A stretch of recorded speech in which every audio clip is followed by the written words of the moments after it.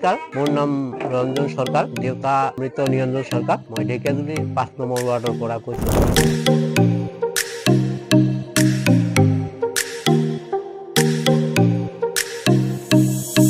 প্ৰধানমন্ত্ৰী সূৰ্য ঘৰ এডভাৰটাইজ পাইছোঁ, বাতৰিত পাইছোঁ, তাৰপিছত মোবাইলতো পাইছোঁ, টিভিতো পাইছোঁ। এইটো ভাল লাগিছে। এতিয়া আজি সম্পূৰ্ণ তেখেতসকলৰ কাম হৈ গৈছে, আজি কানেকশ্যন হৈ গৈছে। মই মোবাইলতো চাইছোঁ, বাতৰি কাকত চাইছোঁ, চলাৰত এনেকুৱাকৈ ছাবচিডি গভৰ্ণমেণ্টে দিব, প্ৰধানমন্ত্ৰী সূৰ্য ঘৰ চলাৰত। আৰু সেইটো এতিয়া আজি তেখেতসকলে যিসকলে লগাইছে, ধুনীয়াকৈ লগাইছে।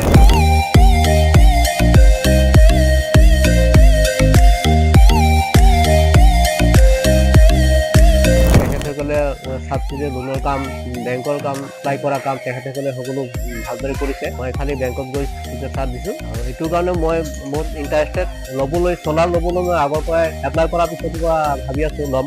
তেখেতসকলে ভালদৰে আজি সম্পূৰ্ণ শেষ কৰিছে, ভাল লাগিছে। মোৰ একো কৰিব লগা হোৱা নাই, সকলো কাম তেখেতসকলে কৰিছে।